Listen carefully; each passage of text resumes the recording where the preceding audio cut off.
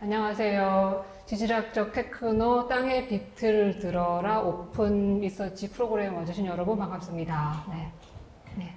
저는 그 지질학적 테크노 작업을 기획한 안데스 작가라고 합니다. 오늘 처음 와주신 분들도 계시니까 짧게 제가 먼저 전체적으로 이 프로그램에 대해 소개를 해드리고 그 다음에 강의로 넘어갈게요.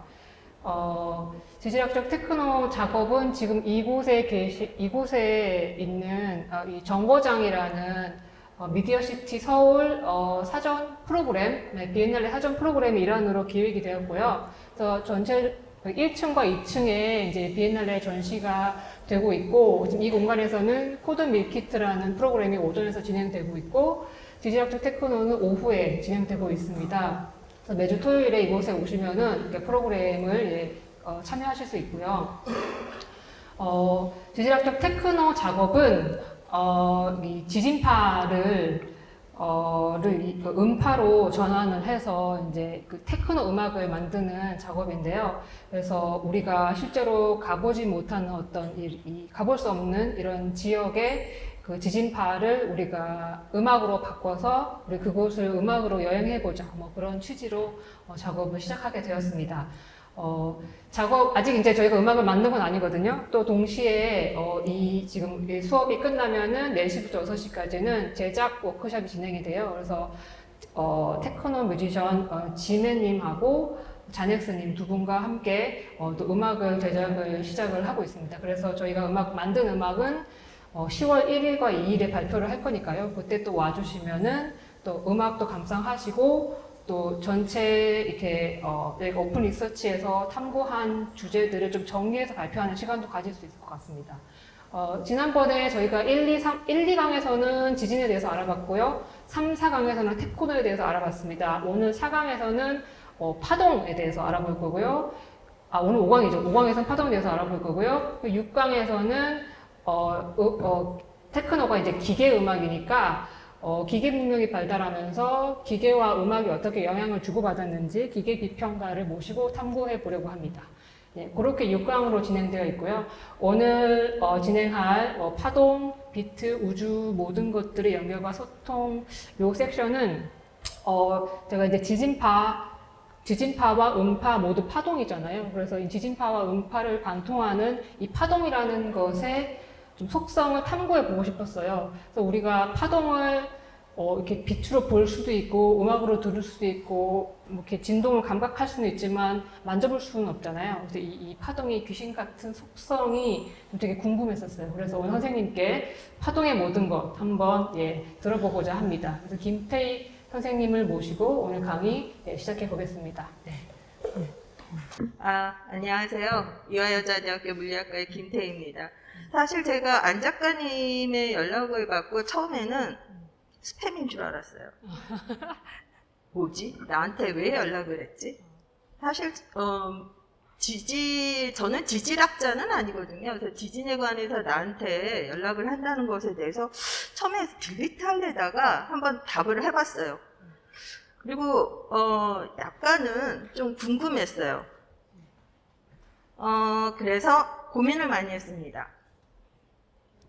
왜냐하면 사실 제가 물리학적으로 기획 의도를 봤을 때 조금은 그냥 물리학 차원에서 봤을 때 말이 안 되는 부분이 있고 이해가 안 되는 면이 있고 그 다음에 내가 모르는 것들이 있어요. 일단은 테크노는 저도 젊었을 때 소시적인 테크노 음악 들어봤기 때문에 테크노가 굉장히 규칙적인 음악이지, 전자음이지, 그건 알고 지질학도 아는데 땅의 비트? 어떤 비트 얘기하는 거야? 하는 거를 뭐를 얘기하는 거지? 이런 생각이 들었어요. 그래서 궁금한데 근데 날 보고 뭘 얘기하라는 거지? 그래서 이제 제가 몇 번 이메일을 드렸어요. 구체적으로. 그랬더니 그래서 뭔가 연결점을 찾고 싶다, 알고 싶다 이런 말을 해서 물리하고의 뭔가 관련성을 알고 싶다는 건가?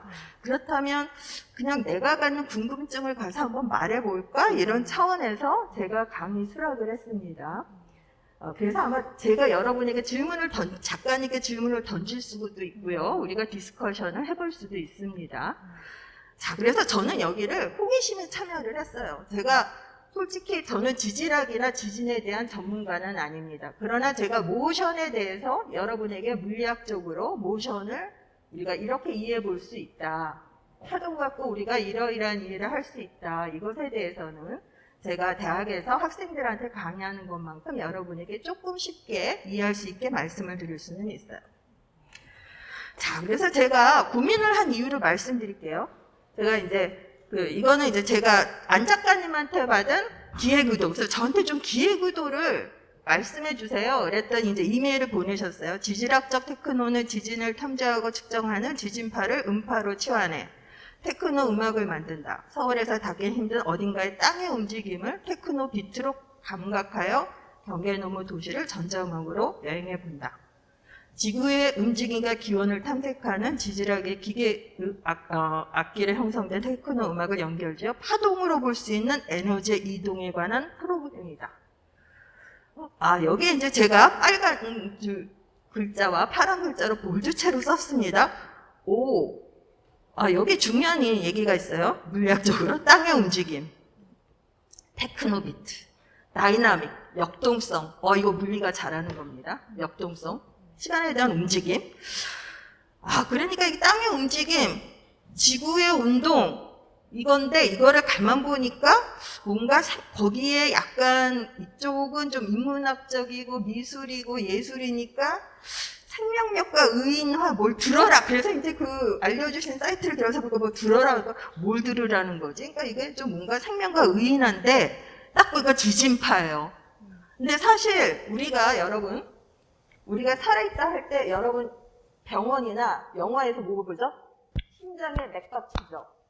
규칙적으로 하다가 갑자기 파이프가 탁 나거나 안 나면 죽었다고 하죠. 사실은 규칙적인 것이 굉장히 중요한 거예요. 우리 이거 파동이에요. 심장의 바이브레이션, 진동. 우리도 이 혈액이 파동을 일으킵니다. 혈액의 운동이 파동이에요. 그래서 저는 지진파에서 생명력, 역동성, 혹시 그런 걸 찾는단 말이야? 그건 아닌 것 같은데 하는 생각이 들어서 저는 이건 노야, 생각을 했어요. 일반적으로 물리에서 생각하는 파동은 이런 것들입니다.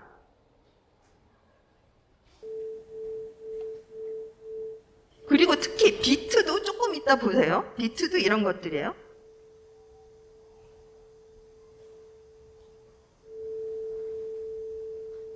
비슷비슷한 파동이 합쳤을 때 지금 비트가 보이시죠? 우리가 말하는 비트는 이런 것들이에요.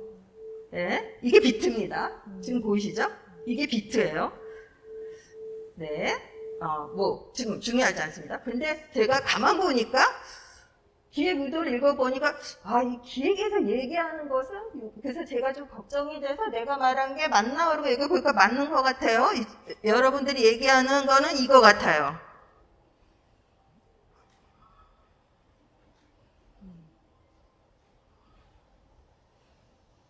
맞습니까? 지금 이 비트만, 근데 사실 여긴 비트가 없잖아요. 물리학적인 비트는, 이건 비트가 아니거든요? 근데 이제 비트는 이제 음악에서의 비트를 말씀드린 거고, 네. 지진파로 비트를 만들 수 있을 것이다 생각을 한 거거든요. 네. 사실 그게 약간 말이 안 되거든요. 그래요? 그래서 제가 이제 혼동을 일으켰기 때문에 네네네. 지진파 비트를 열심히 찾아봤어요. 지진파 비트가 되면 이거는 우리는 대재앙이에요. 그거를 말씀을 드릴게요. 왜냐면 지진파가 비트가 되면 만약에 대재앙. 비슷한 지진파들이 와서 만나보세요. 이거는 정말 대륙과 대륙이 갈라지고 큰 충돌이 일어나고 지구 멸망인데 그걸 듣자마자 그건 파국인데 왜 그걸 들으라고 하지? 그래서 제가 노라고 아까 지진파 막 이렇게 표시하면서 왜 그걸 들으라고 그러고 거기서 뭘 생명력이나 혹시 의인 왜 그러는 거지? 그래서 제가 혼동이 왔던 거예요.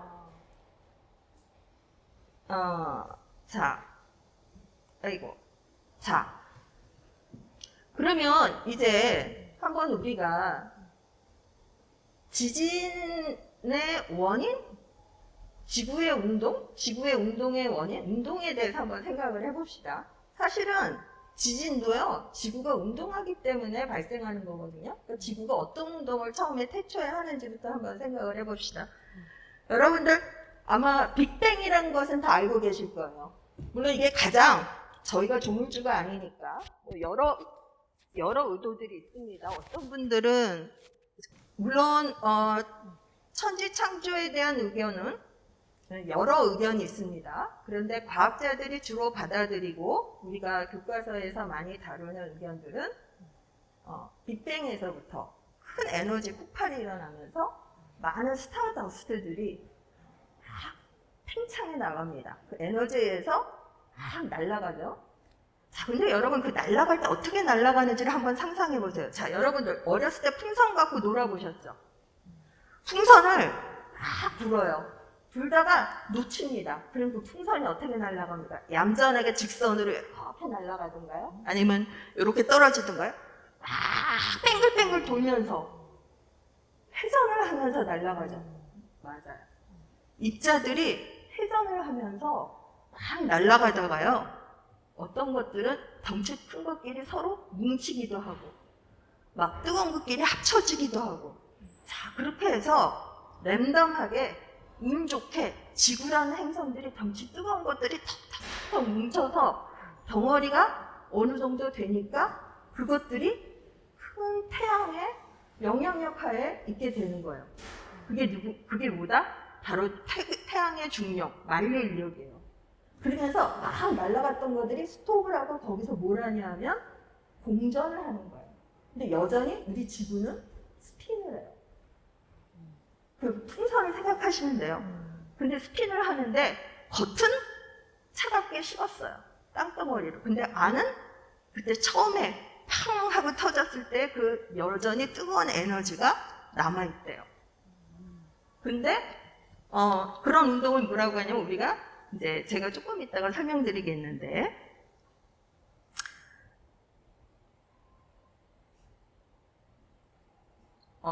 오이 네.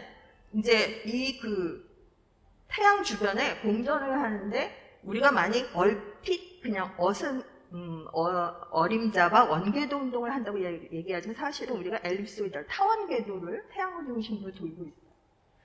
그래서 이런 행성들의 운동을 기술하는 거 여러분들 아마 이과이신 분들은 또 남성분들은 아마 케플러의 행성의 법칙 기억나실 거예요. 그 행성의 운동을 기술하는 3가지 법칙이 있습니다. 자, 근데 이게 타원궤도를 돌게 되면요, 항상 똑같은 주기를 돌 수가 없어요. 그래서 우리 그 동양의 성현들이 우리는 음력 달력을 썼죠. 그게 더 절기에 맞는다고 그러죠. 그 이유가 사실은 이게 그 달을 보면서 절기를 보면서 했던 거예요. 그 이유가 사실은 이 그 태양의 가까운 쪽과 먼 쪽을 돌 때 스피드가 다르게 도는 거예요. 지구가 공전 스피드가 다른 거예요. 자, 그럼 그럴 때 어떤 변화가 생기느냐? 가깝고 멀음에 따라서 어떤 상황이 달라질까요? 태양으로부터 받는 중력의 영향이 달라지겠죠. 자, 중력은 뭐냐 하면요. 쉽게 얘기하면 뉴턴이 말씀하셨어요. 질량을 갖는 모든 입자들 사이에는 서로 인력 혹은 천력, 힘이 작용한다. 태양하고 지구하고 단계는 태양이 훨씬 더 크죠. 그러니까 지구에 있는 것들이 어떻게 했어요? 태양에 가까이 가면 훨씬 더 많이 끌어당김을 당하겠죠. 밀도들이. 멀리 가면 좀 덜 끌려가겠죠. 자, 그것들이 바로 지금 여러분들이 얘기한 여기 이 그 헤일 지진파가 그래서 그것에 의해서 일어나고 여기 헤일도 이렇게 물결 파가 일어나고 그 증상으로 그 다음에 여기 지층의 변화, 밀도의 변화에 의해서 이런 현상들이 일어나게 되는 거죠. 물론 사실 아까 제가 처음에 보여드린 이 지진파는 그쵸? 우리가 얘기했던 이 지진파는 내부 끓는 그 지구 중심에서 기체와 액체가 막 들끓어서 압력과 온도에 의해서 발생한 그쵸? 가스 폭발에 의해서 지축이 분출되는 랜덤하게 분출되는 것에 의해서 나오는 것들이에요. 근데 그것 말고도 저는 이거는 굉장히 액시던트라고 저는 보거든요. 뭔가 주기적인 어떤 우리가 파동과 연결 지을 수 있는 어떤 운동하기보다는 그때 액시던트로 나오는 거고, 운동과 관련 있는 지진파는 저는 해석하기를 바로 이 공전 주기와 공전 위치에 따른 이런 주기적으로 나타나는 것은 이런 지진파가 있다. 원인이 이것도 있다. 이렇게 설명할 수가 있고, 또 다른 것은 요즘 우리가 지구 환경 변화 많이 얘기합니다. 근데 이것도 하나의 학설이에요. 자, 이것도 학설인데, 아까 제가 말씀드렸다시피 지구가 막 회전을 하는데 이렇게 안에서 이 지구 회전하는 축이 막 풍선처럼 이렇게 막 흔들린다고 했죠? 우리가 이제 이렇게 김연아 씨가 팔을 쭉 뻗고 축을 중심으로 막 뱅글뱅글 흔들리지 않고 도는 것을 우리가 회전이라고 그래요. 고정 축을 중심으로 막 그 자리를 규칙적으로 도는 운동을 우리는 회전이라고 얘기를 합니다. 근데 축이 변해요. 그렇게 얘기하는 것을 프랑스의 유명한 푸프라는 물리학자가 그런 운동은 레볼루션이라고 하자 이렇게 얘기를 했어요. 근데 지구가 도는데 원래는 그러니까 이렇게 스핀을 한다면 이렇게 돌아야겠죠.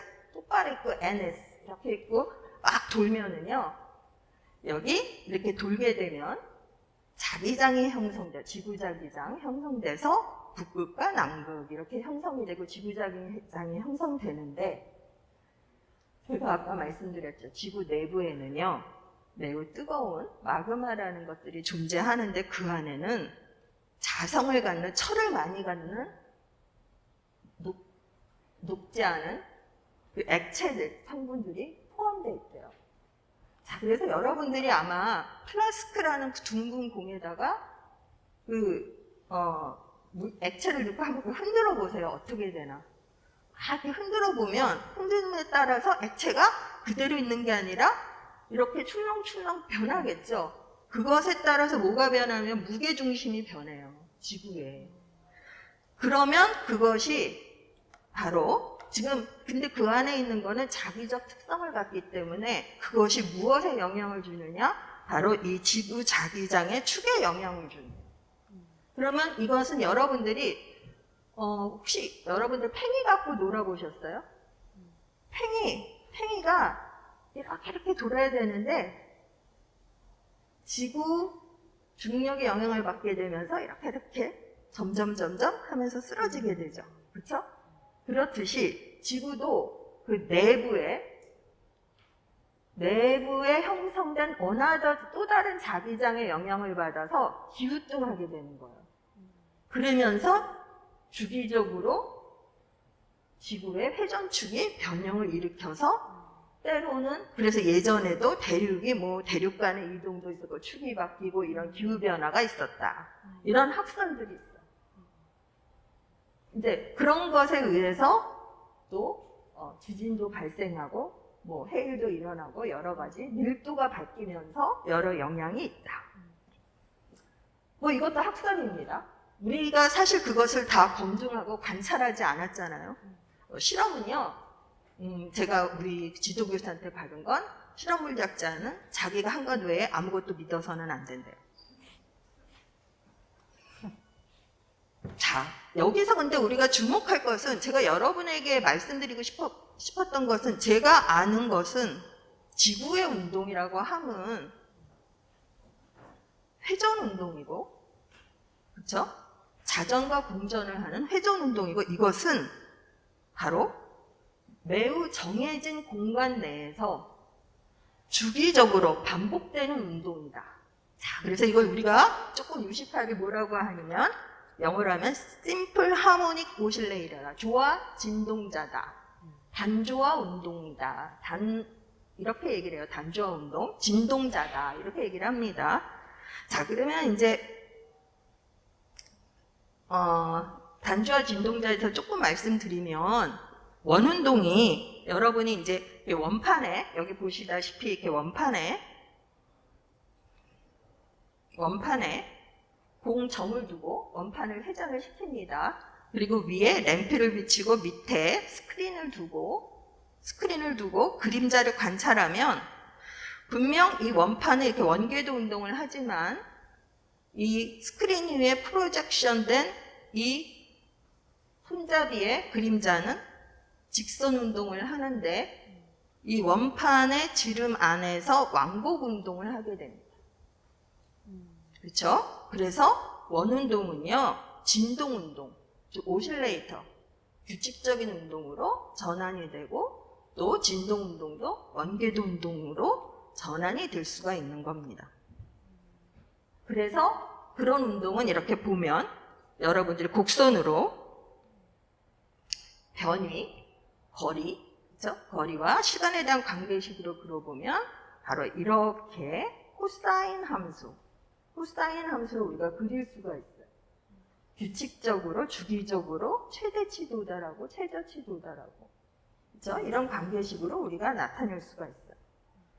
자, 근데 이런 양상을 갖는 운동들이 이 원궤도 운동만 있는 거, 원운동만 있는 게 아니에요. 회전 운동만 있는 게 아니에요. 여기 보시면 여러분들이 잘 아는 어렸을 때 갖고 논 용수철 운동도 있고, 또 이런 진작, 여러분 회중치기라고 그러나요? 그런 것도 있고. 그래서 이 모든 운동들이 아까 제가 조금 전에 보여드린 원궤도 운동처럼 코사인 함수로 우리가 표현할 수가 있어요. 그래서 일반적으로 이 코사인 함수에 대해서 제가 그냥 말씀으로 설명드릴게요. 이런 운동들에 대해서 우리가 여러분 그 관성의 법칙, 여러분 제가 요즘 보니까 굉장히 물리를 많이 그 일반적인 뭐죠? 그 어드버타이즈먼트에 그 광고에 많이 활용을 하더라고요. 관성의 법칙. 그래서 뉴턴의 F는 ma 이거 많이 아시죠? 그렇죠? 자, 그 F는 ma 이거를 조금 기억을 해보세요. 이게 무슨 얘기냐 하면 움직인 어떤 물체에 힘을 가하면 운동의 변화가 있다 이 뜻이에요. 여러분 굉장히 당연한 말 같죠? 그렇죠? 근데 이 당연한 걸요 뉴턴이 얘기하기 전에 사람들이 몰랐어요. 그 관계식을. 뉴턴은 굉장히 위대한 분입니다. 이 고전역학에 있어서는요 그 모세 같으신 분이에요. 굉장히 그렇게 멋진 분이 없어요. 그 수많은 그 이런 물리학자 중에 뉴턴은 딱 나타나서 이 세상의 모든 물체는 이러이러하게 움직이리라. 법칙 1, 2, 3. 딱 그렇게 멋있게 말씀하시고, 그 다음에 모든 질량을 가진 것들은 서로 힘의 작용을 주고받으리라. 이렇게 선언하신 분이에요. 말하는 게 벌써 굉장히 종교적이시죠. 근데 이분은 또 종교학자셨어요. 네, 물리학자시면서 굉장히 신학의 조예가 깊은 종교학자였어요. 어쩐지 좀 그 공부하는 스타일도 보니까 딱 그게 드러나더라고요. 근데 이 F는 MA가 사실 그 스타일이 그 고전 물리 영역, 그러니까 우리가 눈에 보이는 것들, 요즘 얘기하는 양자역학, 현대 물리에 들어가기 전에 눈에 보이는 것들을 기술하는 것에 있어서는 모든 운동을 설명하는 것에 있어서 우리가 텀업 룰, 그러니까 엄지손가락 법칙 우리가 설명하는 공식이 뭐냐면 F는 MA 이걸 완성하는 거예요. 모든 운동에 대해서. 어떤 힘을 작용하실 때 일반적으로 그 물체의 질량과 속도의 변화, 다르게 얘기하면 가속도를 알면 된다. 이 얘기예요. 그럼 우리는 그것만 알면 그 물체의 과거도 알 수 있고요. 미래도 알 수가 있어요. 얼마나 대단해요. 저는 제가 그걸 깨달았을 때 내가 인간인 게 얼마나 다행인지 모른다 이런 생각을 했어요. 좀 약간 내가 황당하죠. 우리 동생이 막 놀려요. 가끔 보면 내가 저 사람하고 대화를 해야 되나 이런 생각이 들을 때가 있다. 황당해서 이런 얘기를 해요. 내가 인간이 왜 만물의 영장인지를 알았어. 그랬거든요. 인간이 지구에 있어서도 달에서 어떤 일이 일어나는지도 알고 저 안드로메다가 언제 없어질 줄 알았으니까 이거 얼마나 대단해. 우리는 이래서 만물의 영장이야. 그래서 신나서 얘기를 했더니 우리 남동생이 상종 못할 사람들 맨날 저런 황당한 얘기만 하고 있다고 그러고 있습니다. 자, 궁극적으로 제가 여러분에게 말씀드리고자 하는 것은 지금 아까 말씀드린 원궤도 운동, 용수철 운동, 진자의 운동, 그 다음에 이 LC 회로 여기에 발생하는 모든 운동을 동일한 F는 MA 형식으로 기술이 되는데 그것이 해가, 즉 그 해라고 함은 여기에 관련된 입자들, 여기서는 용수철에 매달린 저 물체죠. 이런 것들의 거리와 시간에 대한 관계식이 다 코사인 함수예요. 일반적으로. 그게 아주 정칙이에요. 이 증명이 됐다는 거예요. 코사인 함수. 그래서 코사인 함수이기 때문에 우리가 그 그래프를 그저 다짜고짜 집어넣고 각각에 해당하는 조건에 맞는 주기, 프리퀀시 이런 것들만 알아내면 운동에 대해서 다 기술할 수 있다는 거예요. 근데 중요한 건 뭐냐면 우리 주변에서 보니까 저 지구, 뭐 목성, 달 뭐 이런 것뿐만 아니라 우리 주변에 이런 규칙적으로 운동하는 것들이 너무 많아요. 지금 그 얘기를 하려는 것들입니다. 자, 근데 그럼 파동은 뭐냐? 자, 우리 오늘 디스커션하는 주제가 파동, 비트 그렇잖아요. 파동이 뭐냐? 여러분, 우리 파동이 없으면요, 제가 여러분하고 말도 못하고요, 제가 말해도 여러분 못 들으실 거예요. 그쵸? 네. 파동은요, 제가 여기 이제 간단하게 제가 개념을 여기 그려놨습니다. 여기 안 나오네? 네. 파동의 특징은요, 제가 아까 말씀드린 진동의 개념과 여러분이 뭐만 하나 더 더하면 되면 이 진동이 전파되는 거예요. 그 옆으로. 네. 그걸 다 개념을 합하면 그게 바로 파동인 거예요. 근데 일반적으로 파동은 두 가지로 나눌 수가 있어요. 파동의 종류가 역학적 파동, 그리고 또 전자기파 이렇게 두 가지로 나눌 수가 있는데 역학적 파동은요 매질이 움직이는 거예요. 매질을 통해서 전파가 되는 거예요. 근데 전자기파는 파동은 매질을 통하지 않고 이동할 수 있는 공간을 그리고 물리적 변수, 다르게 얘기하면 에너지가 매질을 통하지 않고 지가 이렇게 이동할 수 있는 그런 능력이 있는 것들이 있어요. 자, 그래서 지금 제가 여기 혹시 조금 읽어보면 일반적으로 어떤 물리량이 주기적으로 변하면서 굉장히 주기적이라는 게 중요하죠. 그 변화가 공간을 따라 전파되어 나가는 것을 말함. 그게 바로 파동이다. 그러니까 이제 진동과 파동의 그 다름을 아셨죠? 자, 그러면 중요한 건 뭐냐면요. 이 파동은 모든 곳에 있고요. 얘가 아래 그림에 보시는 파도, 그 다음에 소리, 음량, 지금 제가 말씀드렸듯이, 그 다음에 아마 이건 여러분이 뭔지 모르실 거예요. 그러니까 나중에 제가 말씀드릴 텐데, 이 분야가 이제 제가 관련된 분야이기도 한데, 네. 이게 전자의 파도예요. 전자바다. 이제 이게 뭔지 나중에 조금 제가 더 말씀드릴게요. 그리고 빛, 이런 것들. 우리 주변에 파동이 없는 곳이 없어요. 다 있어요. 그래서 중요한 건 이제 물리학자들이 파동을 이해하면 우주 삼라만상에 대한 모든 진리를 다 깨우칠 수 있다. 그래서 특히 이것을 완성하신 분이 참 그분은 그거 하나로 유명해지셨어요. 그 다음에 더 이상의 업적이 없어요. 슈레딩거 이퀘이션, 양자역학에 있어서 굉장히 거성이시죠. 그분도 잘생기셨어요. 물리학자지만. 좀 물리학자분들이 좀 외모는 조금 그러신데 이런 얘기하면 성적인 발언이 되나요? 죄송합니다.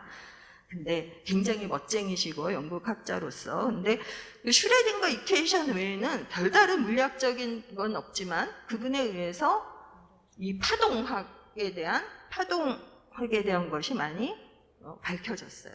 이론적인 연구가. 그래서 우주를 이해하는데 이 파동을 이해하는 것은 매우 중요하다.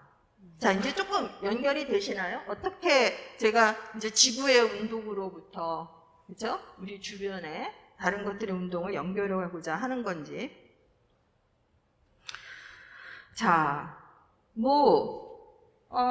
조금 전에 이제 제가 말씀드리기를 이제 파동은 진동과 그다음에 진동이 어떻게 전파되니 전파의 특성이 합쳐져서 파동이 된다 이렇게 말씀드렸는데 그러니까 전달이 어떻게 되느냐에 따라서 또 종류가 나뉩니다. 자, 그래서 아까 이제 지진 말씀하셨는데 지진은 프라이머리 전달이 있고 또 세컨더리 전달이 있죠. 그래서 P파와 S파 두 개가 다 있죠. 네? 근데 이제 프라이머리가 종파고 그 다음에 세컨더리가 횡파죠. 종파라 함은 이 그 매질을 통해서 이 매질의 움직임 방향과 파가 전하는 방향이 서로 똑같을 때 여러분 이건 융수철 생각하면 돼요. 아코디언 융수철. 그렇죠? 웨이브가 전달해 가는 방향과 매질의 움직이는 방향이 똑같은 거예요. 그리고 횡파는 그것이 서로 수직한 거예요. 이건 여러분이 뭐 생각하시면 되냐면요. 여러분이 축구장 갔는데 축구장에서 쫙 사람들이 빽빽이 이렇게 줄을 맞춰서 앉아 있어요. 운동합니다. 운동이 아니라 응원을 합니다. 자, 응원단장 사인에 맞춰서 응원을 해요. 그래서 파도를 만들어요. 그러면 파도를 만들 때 실질적으로 거기 있는 사람들이 이렇게 왔다 갔다 하나요? 아니죠. 거기 있는 사람들이 하는 운동은 뭡니까? 앉았다 일어나죠. 근데 멀리서 보면 웨이브가 어떻게 보입니까? 웨이브가 발생해서 오른쪽에서 왼쪽으로 쫙 움직이는 것처럼 보이죠. 즉 거기서 여러분 보시면 매질은 이동하지 않는데 뭐가 움직입니까? 웨이브, 에너지, 다른 물리, 상수, 물리 변수만이 이동을 하는 거예요. 그렇게 그런 종류의 파동을 우리가 횡파라고 한다. 그러니까 그 매질의 운동과 파동이 전달되는 방향이 어떠냐에 따라서 우리는 종파와 횡파로 나누는데 종파의 대표적인 것이 지금 제가 여러분에게 말씀을 하면서 여러분이 듣고 있는 이 음파. 이 음파가 대표적인 종파고요. 그 다음에 빛과 전자기파, 다양한 전자기파 이런 것들이 이제 종파가 되겠습니다. 여기 아래 그림은 제가 이제 조금 전에 여러분에게 말씀드린 그 횡파와 종파에 대한 설명을 위해서 제가 그림으로 관계도를 이렇게 스케마틱하게 그려놓은 것들이에요. 그리고 여러분들 아시겠지만 우리가 지금 이건 공간이죠. 공간이고 그 다음에 요 파동이 이게 한 파가 될 텐데 한 마루부터 마루 요 길이가 바로 뭐가 되냐면 파장이 되죠. 또 골과 골 사이 길이가 동일한 파장이 됩니다. 이게 규칙적이니까 같은 길이가 되겠죠. 그렇죠?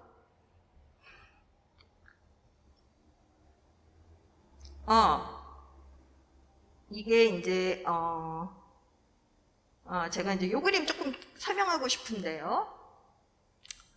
아까 제가 이제 역학적 파동은 매질에 의해서 전달되는 게 역학적 파동이다 이런 얘기 했고요.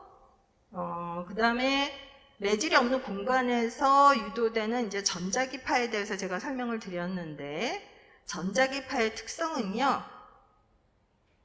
이렇게 전기장과 자기장이 서로 수직한 전기장과 자기장이 서로 교차적으로 상호 작용하면서 이게 좀 여러분 개념이 어려울 거예요. 그러니까 요거는 좀 이해 안 하셔도 되는데 그냥 이렇게 그냥 알아두세요. 서로 여기 보면 수직한 전기장과 자기장이 서로 작용하면서 그때 방향은 진행하는 방향은 어떠냐? 전기장과 자기장이 수직한 방향으로 진행한다. 좀 이게 이제 빛의 본질을 이해할 때 이게 굉장히 중요합니다. 자, 근데 제가 왜 여러분에게 제가 생각하는 파하고 여기서 얘기한 지진파하고 좀 다르다고 생각한 거냐 하면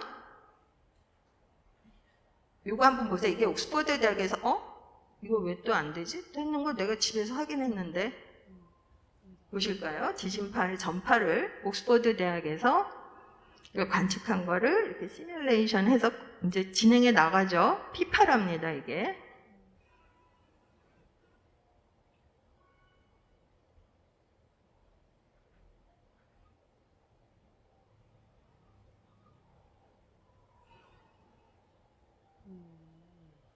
네. 사실 여기 보면은, 그래서 제가 비트는 안 보인다 그랬던 거예요. 비트는 비슷한 종류 것들이 만나서 이렇게 파생되고 해야 되는데, 그래서 제가 이제 약간은, 뭐 조금 여러분의 이해를 돕기 위해서 이제 이거는, 저는 이제 제가 보는 방향이니까요. 물리학자로서의.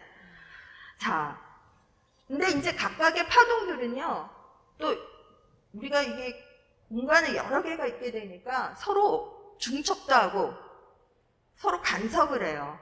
네. 그래서 서로 보강도 되고 또 상쇄도 되고 이런 상호작용을 하게 됩니다. 자, 그러면서 이제 제가 이제 여러분에게 이 맥놀이 아까 보여드렸죠? 근데 이제 맥놀이의 특성은 약간 달라야 돼요. 서로 비슷한. 그래서 종소리가 종이 한 번 아니고 이렇게 약간 몇 번 이렇게 근사적으로 울릴 때 이게 한번 윙 하고 그 크게 들리는 종소리가 대표적인 맥놀이 현상이죠. 그렇죠?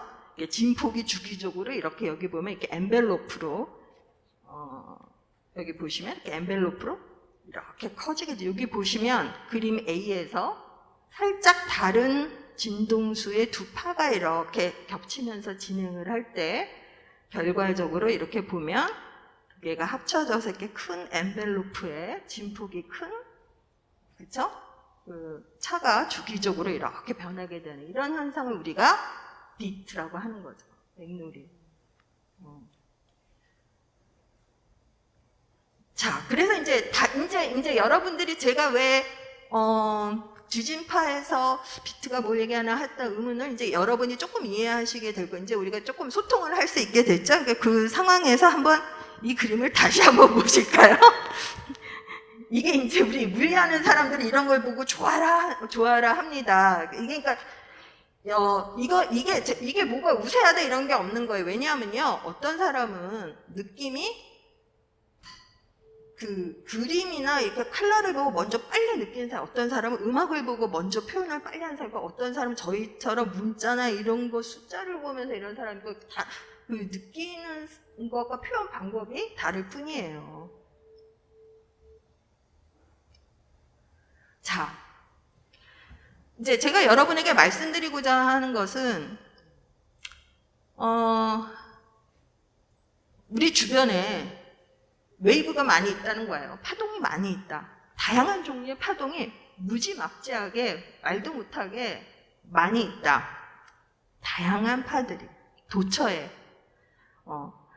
그래서 이제 이런 것들이 제대로 왜 이런 현상이 일어나는지, 그러니까 뭐 일반적으로 사람들이 나 이런 거 몰라도 잘 먹고 잘 살아 이렇게 얘기를 합니다. 근데 오늘날 더 이상 그런 세상이 아닙니다.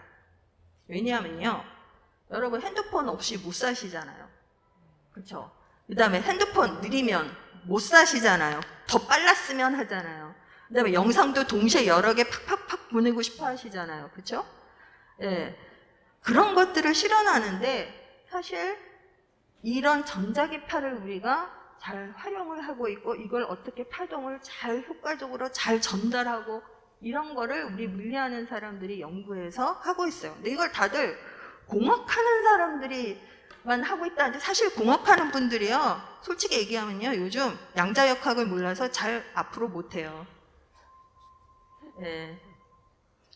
예. 근데 뭐 프로그램도 양자역학적으로 짠다는데 도대체 프로그램을 양자역학적으로 어떻게, 양자역학을 모르면서 양자역학적으로 어떻게 짜는지를 모르겠어요. 근데 이 파동학을 이해하려면 핵심적인 두 이론이 상대론과 양자역학인데, 상대론에서는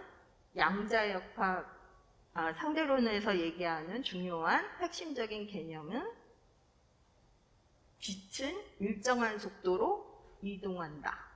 빛의 속도는 변하지 않고 일정한 속도로 이동한다는 것과, 그 다음에 양자역학에서는 빛의 본질은 파동과 입자 두 가지, 이 듀얼리티를 갖고 있다.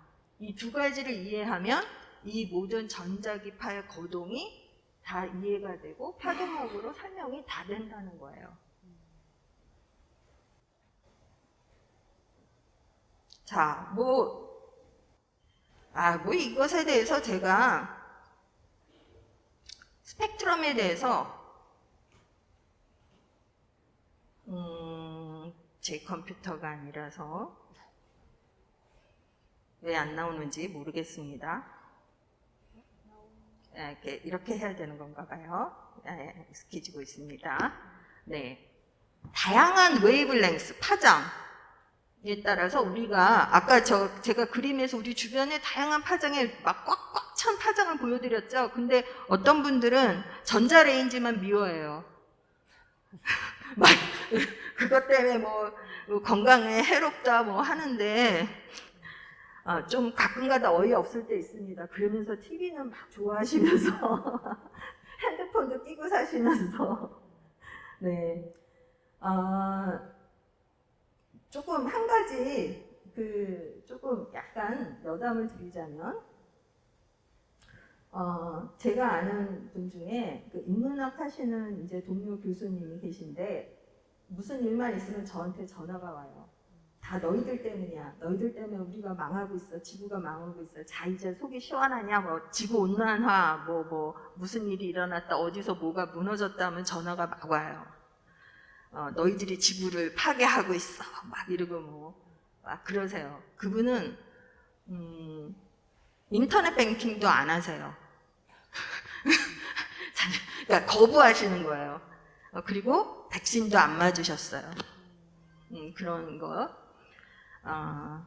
근데 그리고 뭐 이제 그런 얘기 하세요. 너희 물리학자들이 원자폭탄도 만들었잖아. 막 이러면서 꾸짖으세요. 근데요, 여러분, 자, 우리가 최근에 여러분 우리 홍수 났죠. 그리고 불도 많이 났습니다. 플라톤은 불을 인간을 지혜의 상징으로 철학적으로 설명을 했어요. 그쵸? 물은요, 생명을 상징합니다. 그쵸? 자, 여러분, 우리가 불의 무서운 점만 알고, 물의 횡포, 이 홍수가 나서 다 쓸어버리고 물에 빠져 죽는 것만 생각해서 사용 안 한다면, 우리 인류가 이 지구 위에 살아남을 수 있을까요? 항상 모든 것이 양면성이 있는 거예요. 중요한 건요, 물의 특성을 잘 알고 불의 위험성을 잘 알아서 잘 다루면 되는 거예요. 그걸 무작정 우리가 두려워하고 멀리 한다고 그래서 해결되는 문제가 아니라고요. 그렇죠. 그리고 누군가는, 호기심 많은 누군가는 그거를 결국은 몰래 사용할 거예요. 그리스 신화에 있잖아요. 불의 전차를 타고 가서 몰래 불을 훔쳐온, 그렇죠? 그리스 신화에도 있듯이 호기심 많은 인간은 누군가는 그걸 언젠가는 사용을 할 거예요.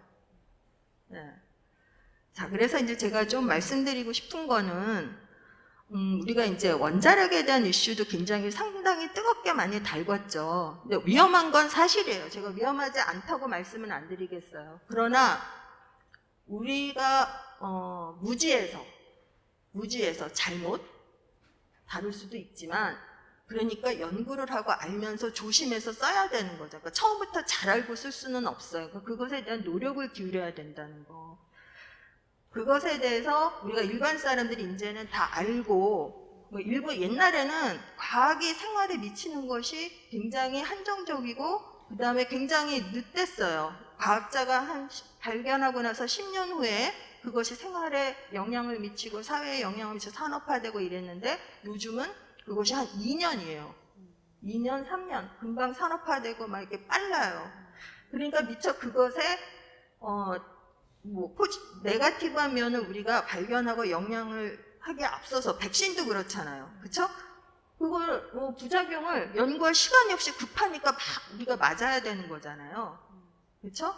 그러니까 지금 우리는 조금은 과학에 대해서 그런 면을 깨닫고 조금은 포지티브하게 좀 더 많이 연구를 해서 이거를 극복해 나가야지, 이걸 덮어놓고 거부한다고 그래서 우리가 다시 옛날에 자연으로 돌아갈 수는 없는 거잖아요. 모든 사람들이. 좀 이거는 제가 여러분에게 오늘 여기 온 만큼, 특히 여러분들 중에 과학을 하시는 분들도 있겠지만 많이 안 하시는 분들이 많을 것 같아요. 제가 이런 거 좀 당부드려요. 과학에 많은 관심을 갖고 좀 이제 세금을 많이 과학 발전에 써야 된다, 이런 거 말씀드리고 싶어요. 자, 제가 처음 시작은 천체부터 얘기를 했습니다. 물론 시작은 뒤진파 얘기했고, 시작은 했습니다. 근데 제가 보는 지진파의 오리진은 지구의 운동이다. 행성의 천체 운동이다. 그렇게 시작을 했습니다. 그 다음에 그 모션은 매우 규칙적인 조화 운동이다. 심플 하모닉 모션이다. 근데 그 심플 하모닉 모션이 큰 천체에만 있는 게 아니더라. 자, 여기서 갈립니다. 자, 저는 사실은 천체 물리학자가 아니에요. 저는 어느 분야냐면 매우 작은 것들에 대해서 관찰하는 사람입니다. 소위 말하면 응집 물리학자입니다. 그 중에서도 실험 물리학자예요. 응집 물리학자하고 천체 물리학자하고는 사이가 엄청 안 좋습니다. 왼수예요, 왼수. 왜냐하면 천체 물리학자는 응집 물리학자를 저 머티리얼리스트, 저 돈만 아는 것들, 좀 약간 이거 어머 녹화되네. 아니 뭐 이렇게 편집할 수도 있으니까 말씀해 주세요. 네, 굉장히 폄훼하면서 막 사이가 안 좋아요. 그 이유가 그분들은 하늘의 오묘한 별빛을 보면서 막 그러는데 왜냐면 세계관이 사실은 삼라만상을 지배하는 진리를 탐구하고자 그 하나의 유니버설한 룰을 이해하고자 하는 목적은 똑같으나 무엇을 보고 깨달음을 얻어야 될지 방법론이 다른 거예요. 천체나 입자 그분들은 좀 더 이 삼라만상을 깨닫는데 이 우주의 근원에서부터 찾아야 된다. 빅뱅, 블랙홀 이런 데서 찾아야 된다. 그러기 위해서는 저 우주에 우주선을 보내서 뭐 갖고 그것으로부터 우리가 통계하고 해야 된다. 이런 사람들이고 우리는 아니 어떻게 우리가 거기까지 가서 그걸 다 해? 그게 진리라면 우리 주변에도 있어야지. 우리 주변에서 그걸 찾을 수 있어야 되고 동일한 법칙이 존재해야 돼. 이걸 주장하는 사람들이 응집 물리학자입니다. 응지인가요? 네? 응지? 응집. 컨덴스드 matter. 물리학자. 응집. 예. 컨덴스드 매터. 예. 그러니까 보실까요? 매우 작은 것들이 어떤 일들이 벌어지고 있는지. 보이시죠? 비슷하지 않습니까? 여러분 어떠세요? 뭐랑 비슷합니까?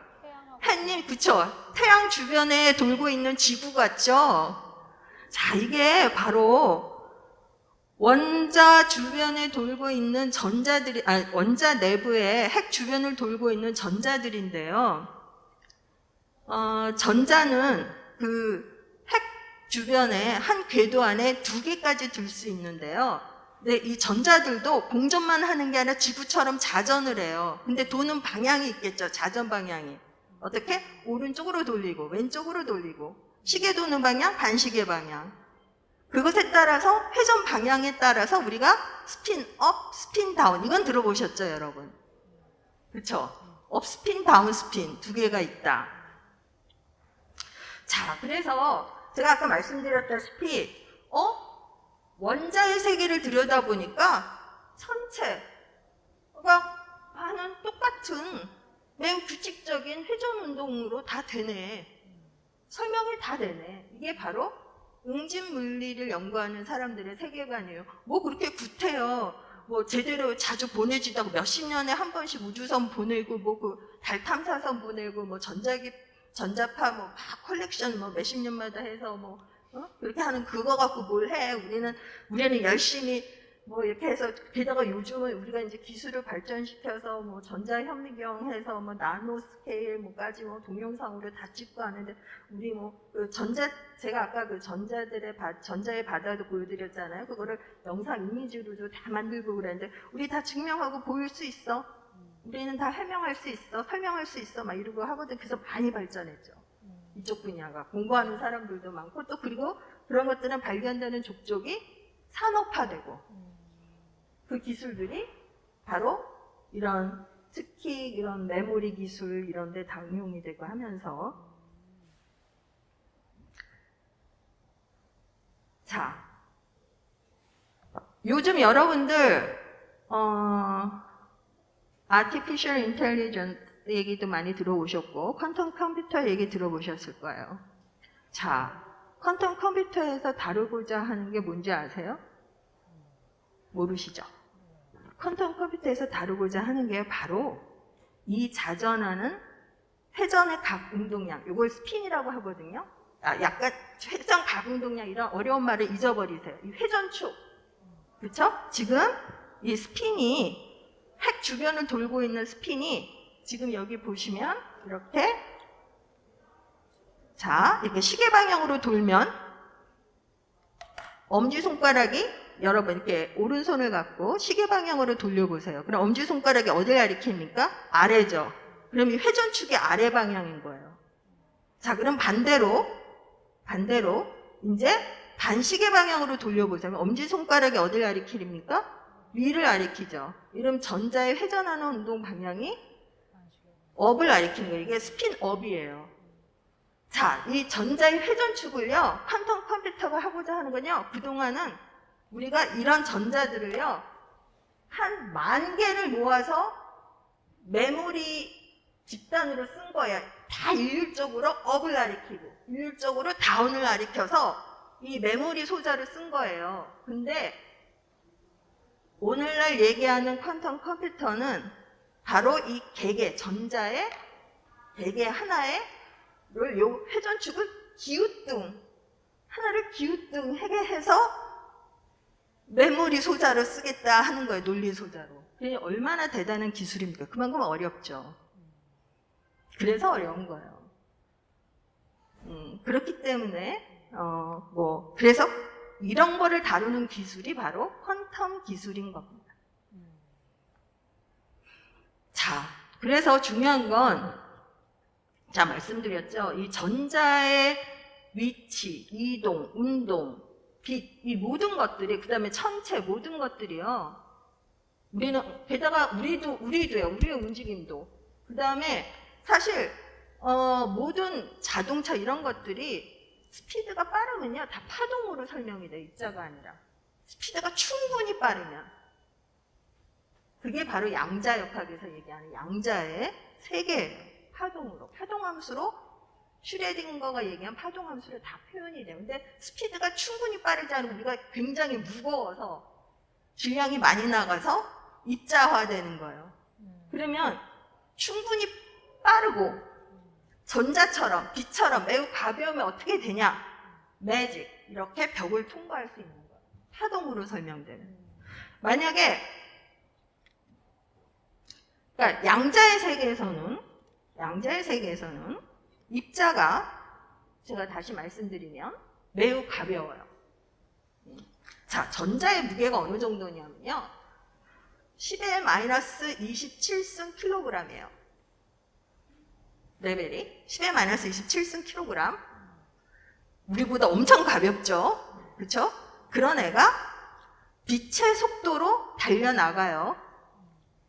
그런 애가 벽에 딱 만나면 근데 양자역학의 세계에서는 듀얼리티가 있다고 그랬죠? 입자, 편리할 때 입자와 파동이 되는데 얘가 어떤 때는 입자를 공간에서 바깥에 벽을 딱 만나면 매직 이러면서 얘가 이렇게 파동화가 돼요.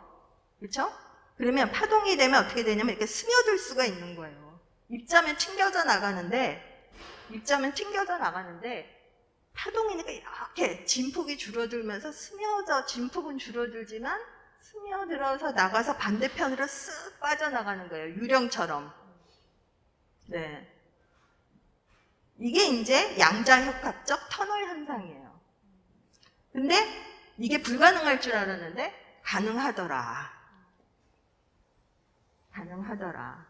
근데 우리도 그러니까 가벼워지면 돼요. 저희도 가벼워지면 전자만큼 10의 마이너스 27승 킬로그램 정도 한 20승 정도 되면 가능할 수 있어요. 예. 그리고 좀 기체의 속도의 한 60%까지 우리가 달릴 수 있으면 가능합니다. 예, 근데 지금은 자,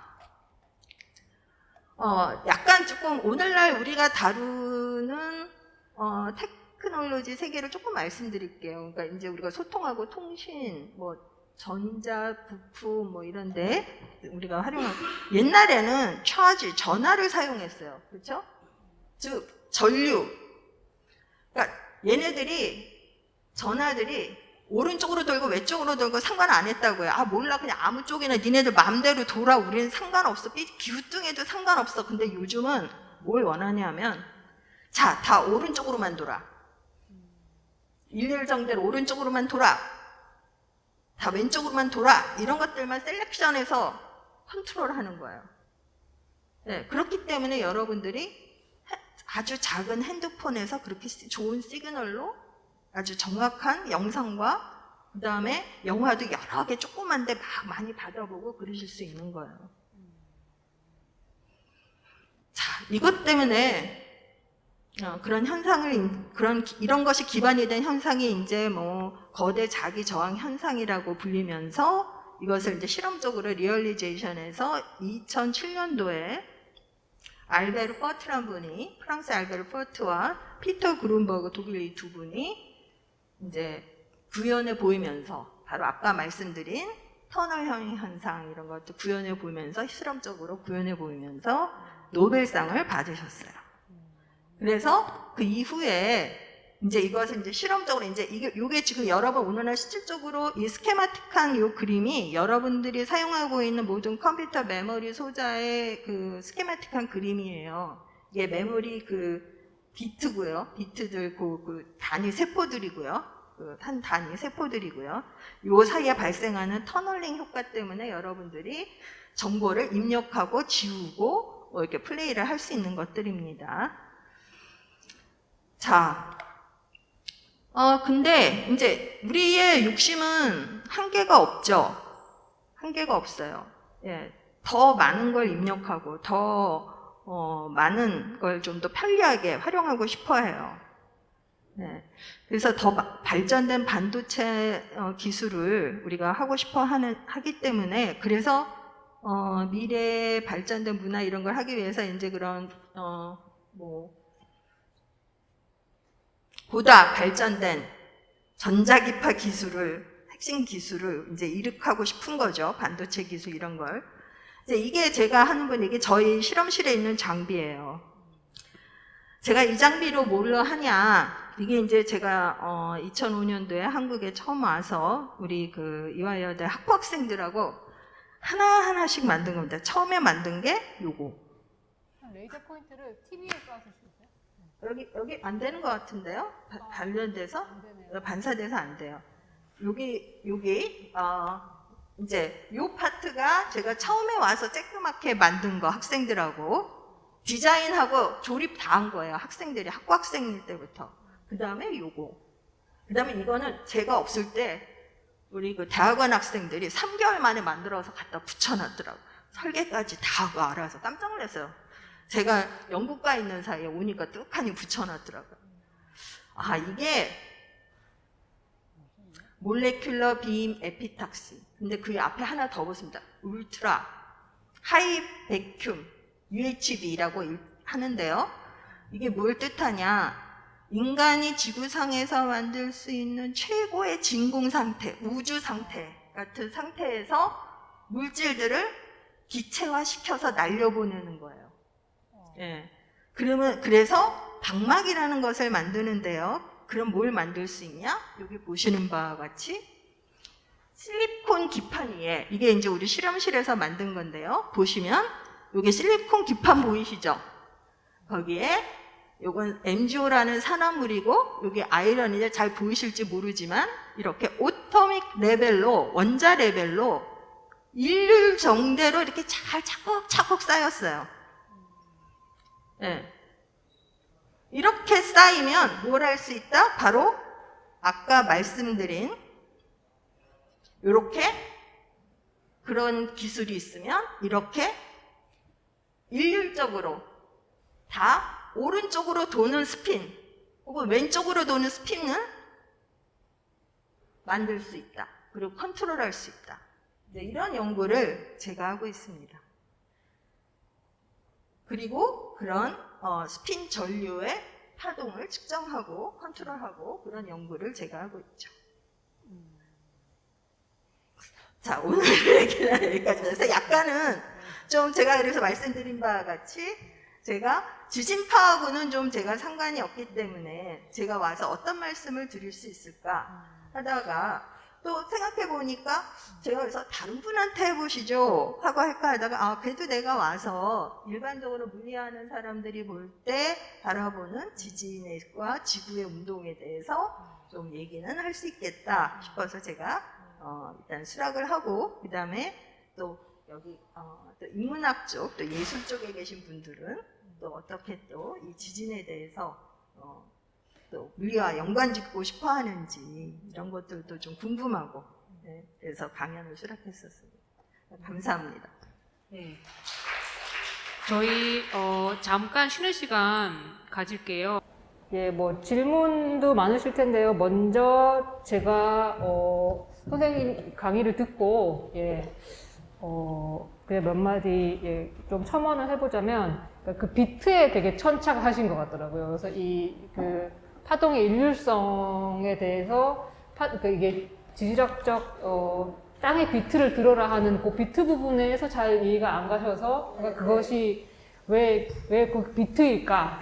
그 부분에 대해서 처음에 말씀을 해주셔가지고 그 부분에 대해서 사실 저는 크게 생각하지 않았거든요. 왜냐면 땅의 뭐 비트를 듣든 리듬을 듣던 처음에 그래서 제목을 이게 땅의 비트를 들으라고 할까 리듬을 들으라고 할까 고민을 하다가 그냥 음악가랑 얘기를 하면서 어떤 비트는 리듬적인 비트일 수도 있고 비트는 뭐 비트는 멜로디를 담을 수도 있고 모든 것 담을 수 있다. 그 음악가 그렇게 말을 한 걸 듣고 그래 이 리듬보다는 비트가 맞겠다 해서 비트를 한 건데 선생님은 그 이제 학자로서 이 비트가 가지는 어떤 일률성 이 때문에 오히려 더 약간 좀 혼란이 오신 것 같은. 네네네. 사실 저는 이제 그거에는 크게 저는 이렇게 개의치 않았는데 오히려 그 부분에 더 그 혼란은 제가 드리지 않았나. 네네. 그런 생각이 들었어요. 네. 네. 아, 그래서 나는 이게 혹시 무슨 어떤 그 환경적인 문제를 논하는 거 아닌가 그런 생각을 했거든요. 뭔가 다른 데서 발생한 두 큰 그 지진파가 서로 충돌이 일으키면서 요즘 여러 가지 그 예기치 않은 환경 문제가 발생하니까 그런 것에 대한 어떤 경각심을 그러니까 막 이렇게 상상을 했어요. 그런 건가? 막 이렇게 이제 해서 지진파에 있어서 비트는 그런 어떤 현상으로 일어나나 막 이렇게 좀 찾아보고 그랬는데 그런 것들이 좀 없더라고요. 근데 요즘 그러니까 굉장히 우리가 이제 한정된 지구에 살면서 여러 가지로 우리가 이제 환경 문제 이런 것들이 중요하죠. 근데 이제 물리하는 사람들도 환경에 대해서 지금 많이 생각을 하고 있거든요. 근데 항상 보면, 뭐 하나를 극복하면 다른 한 문제가 파생하고, 예컨대, 이제 태양광도, 이제 저희 학교에서도, 신재생 에너지 연구센터도 있고, 그쪽에 대해서 이제 연구하시는 분들도 많이 계세요. 그리고 이제 전 세계적으로 탄소 중립, 뭐 이런 거 가능한 한 우리가 이제 지구에게 폐를 들끼치자. 근데 저는 그런 얘기합니다. 지구에게 폐를 들끼치는 길은 우리가 빨리 죽는 길이다. 그런 얘기합니다. 너무 우리가 오래 산다. 지구가 무거워한다. 뭐 이런 얘기 제가 웃자고 하는 얘기입니다. 네, 그런 얘기 하는데 여러분들 알다시피 사실 태양광을 만드는 중요한 자원들이 비소, 그 다음에 인체에 해로운 맹독성 물질들이고요. 그 다음에 그런 것들을 파괴할 수 있는 방법이 없습니다. 네, 카본 우리가 태워버리는데 그 다음에 또 지금 우리가 전기차 하잖아요. 그러면 전기차 안에 배터리 안에 있는 물질들은 그럼 어디다 폐기하실 겁니까? 그런 문제는 생각을 안 하고 전기차만 만들면 다 된다. 그러니까 사실은 이거는 조금은 외람되지만 저도 뭐 제가 그런 거를 다 아는 건 아닙니다. 근데 약간은 어떻게 보면 우리가 너무 빨리 전 세계적으로 어떤 뭔가 하는 산업화의 어떤 상업적인 면에 우리가 이렇게 빨리 이렇게 너무 반응을 보이는 거 아닌가. 좀 이런 생각도 듭니다. 그러니까 그런 얘기 하더라고요. 저는 정말 유한한 줄 알았어요. 이제 제가 깜짝 놀란 게 이 학문의 세계도 많이 변하지 않습니까? 근데 이렇게 그 오스트레일리아를 가면 여전히 우리 이렇게 얘기하면 되게 좀 그대로 직역을 하면 되게 좀 촌스러운데 탐광학교가 있습니다. 마인 공대 내에. 근데 굉장히 돈을 제일 잘 번대요. 뭐 일반 다른 공대 우리는 뭐 지금 IT 하잖아요. IT 거기 소용없다. 3배나 번대요 기술자들. 그러니까 걔네 거기 그 광산에서 석유 뭐 그런 뭐 석탄 또 여러 가지 광물 이거 채취하고 이런 기술 그런 기술자들 배출하고 막 한다는데 사실 그전에 그러니까 우리가 유한하다고 했다는데 그런 얘기를 하더라고요. 유한하다고 하는데 아까 제가 약간 이제 이런 지진파 말씀하시는 거죠. 보여드리지만 처음에 이제 인간의 우리 기술이 그 지구 처음에 표피에 있는 것만 착출해내는 그런 능력을 썼대요. 우리가 쓸 수 있는 게 여러 가지 자원이. 근데 지금은 좀 더 깊이 석유도 그렇고 여러 가지 자원도 그렇고 더 그런 기술이 발전해서 그렇게까지 이제 걱정은 없다 뭐 이런 얘기들을 하더라고요. 그게 오히려 더 다른 새로운 대체 에너지의 부수적인 문제를 해결하는 데 드는 비용보다 적게 들 수도 있다. 이런 반론을 피기도 하더라고요. 그러니까 여러 가지 문제를 우리가 그러니까 다양한 면을 생각을 해야 돼. 우리가 너무 급하게 이 A는 나빠, B는 착하대, 뭐 B는 좋아, 그러니까 B만 하고 A는 싫어 이게 아니라 우리가 적절히 장단점을 섞어서 잘 유용하게 쓰는 방법을 효과적으로 쓰는 방법을 생각해야 되지 않나.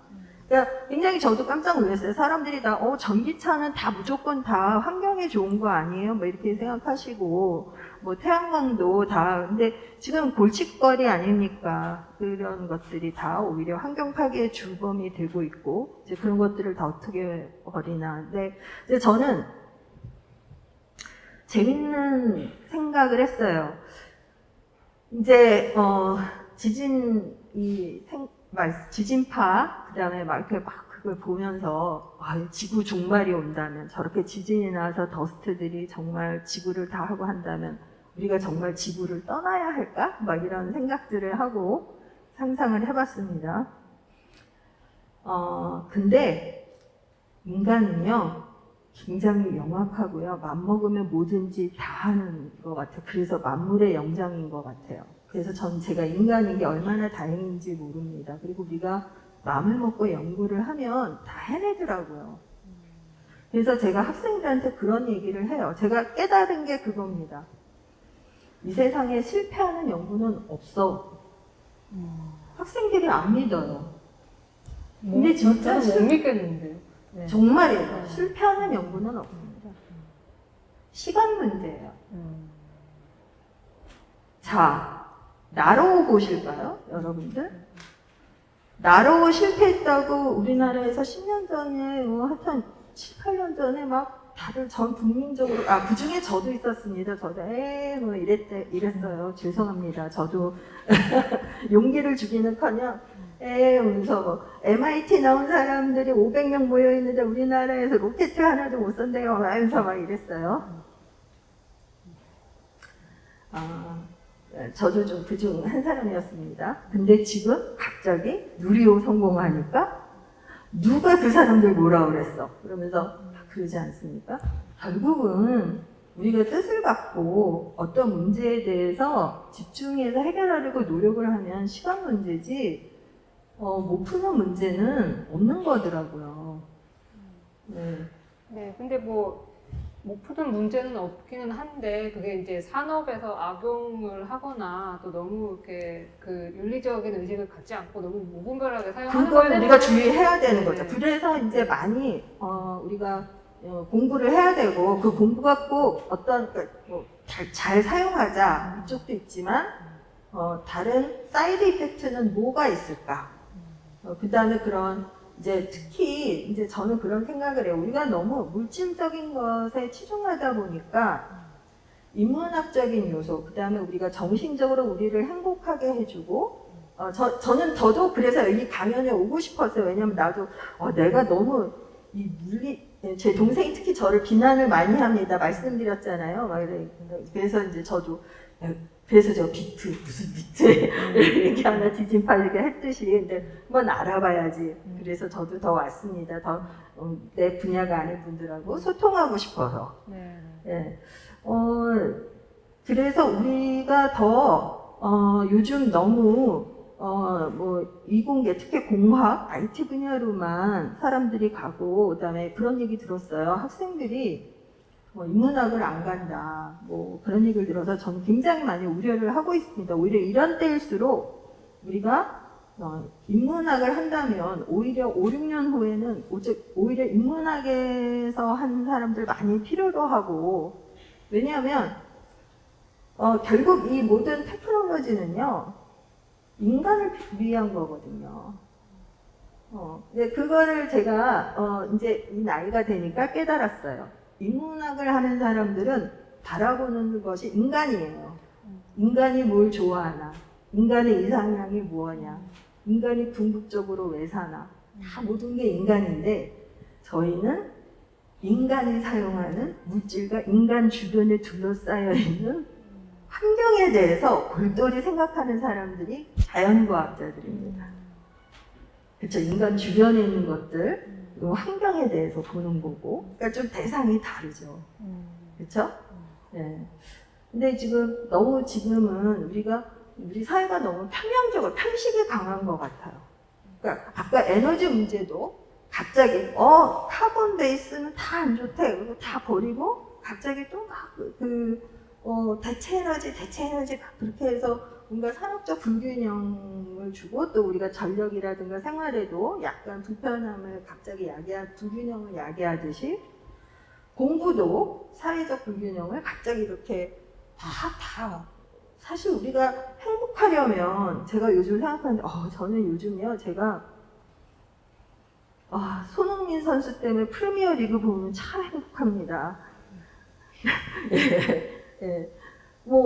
그리고 어쨌든 훌륭한 미술 보면 눈도 시원하고 머리도 제가 잘 미술에 대해서 무식하지만 보면 그리고 훌륭한 음악 들으면 행복하고 그러면 더 좋은 세상을 만들 수도 있고 다 이게 인간을 위한 건데 근데 과연 우리가 똑같은 인간일까? 2000년도에 행복한 인간이 행복하다고 정의할 수 있는 인간이 2020년, 2040년에도 똑같을까? 좀 이런 것에 대해서 우리가 같이 연구하고 고민해 봐야 되지 않을까? 좀 그런 생각도 하거든요. 네. 근데, 어쨌든 이 주제는 매우 흥미로운 것 같아요. 지진파가 또 비트, 그러니까 우리 주변에 대해서 관심을 갖자. 환경에 대해서 관심을 갖자. 그것을 좀 한번 정형화해서 음악을 하던 다른 방법으로 한번 트랜슬레이트, 전파를 해보자. 그런 시도는 매우 훌륭한 시도 같습니다. 네, 감사합니다. 사실 이 작업은 환경에 대해서 저는 이렇게 막 딱히 의식한 건 아니고요. 오히려 요즘에는 환경에 대해 관심을 많긴 하지만 조금 더 근본적으로 이렇게 우리가 이 땅이 움직이고 있다는 어떤 이 감각을 좀 이렇게 좀 더 거시적인 관점에서 조금 더 느껴보자. 왜냐면 이 지진이라는 것이 이렇게 딱 일어나면 딱 그 순간에 일어난 거지만 사실은 수많은 어떤 이 힘이 응집되어서 한 번에 일어나는 어떤 이런 사건인데 그런 사건들은 사실 긴 어떤 지구의 지구가 만들어지고 아까 이제 우주가 만들어지고 그다음에 태양 옆에서 지구가 만들어지면서 응집력에 의해서 말씀하신 것처럼 그 스핀에 의해서 이렇게 하다가 점점점 이런 땅이 이제 이렇게 또 지각이 이렇게 멀어지고 하면서 어떤 그런 여러 가지 사건들에 의해서 땅이 움직이게 되는데 그래서 그런 움직임들에 대해서 우리가 조금 땅이 가만히 있는 것이 아니라 모든 것이 움직이고 있다 어떤 이런 감각들을 음악으로 한번 느껴보는 어떤 그런 식의 좋은 네. 시도입니다. 왜냐하면 네네. 사실 우리가 움직이고 있는데요. 우리가 못 느끼고 있거든요. 왜냐하면 지구가 굉장히 빨리 움직이는데 우리 그 위에 타고 있잖아요. 같은 속도로 우리가 같이 움직이고 있기 때문에 우리가 못 느끼고 있고 그 변화가 있으면 이제 느끼게 되는 거죠. 그 스피드의 변화가 있으면. 그런데 그거는 사고죠. 지구 종말의 날 뭐 그런 거나 뭐 갑자기 어디서 행성이 다른 뭐 별똥이나 뭐 우주 뭐 이런 것들이 와가서 지구 그 움직임에 변화를 줘서 우리 그러면 이제 그때는 우리가 그걸 느끼겠죠. 네. 그러니까 아까도 말씀드렸다시피 그러니까 바로 그 다른 궤도 영역에 다른 스피드로 돌 때 그런 인력 작용에 의해서 그런 해일이라든가 또 지진이 일어나고 또 이런 여러 가지 지축의 변화가 일어나는 것들도 이제 그런 변화의 하나인 거죠. 이제 근데 어떻게 보면 항상 우리가 이 자연에 대해서 관찰하던 일은 예전 태부 쪽부터 계속 하던 일이라. 네, 그러니까 뭐 계속 우리가 그런 것에 대해서 관심을 갖고 그다음에 그것을 어떤 형태로든 뭔가 우리가 연관성을 갖고 관찰을 하자 이런 의도는 의미가 있는 것 같습니다. 그러면 지진파를 이제 지진파 사실 요것도 지진파거든요. 지금 이건 연세대학교에서 네. 서울의 그 중고등학교에 미소 지진계를 설치해서 서울의 지진을 지금 측정하고 있는 것을 지금 보여주고 있는 건데요. 이렇게 우리가 막 서울에선 사실 지진을 느낄 수는 없잖아요. 그렇지만은 이렇게 미세하게 지진들이 일어나고 있다는 걸 지금 보여주고 있는 거예요.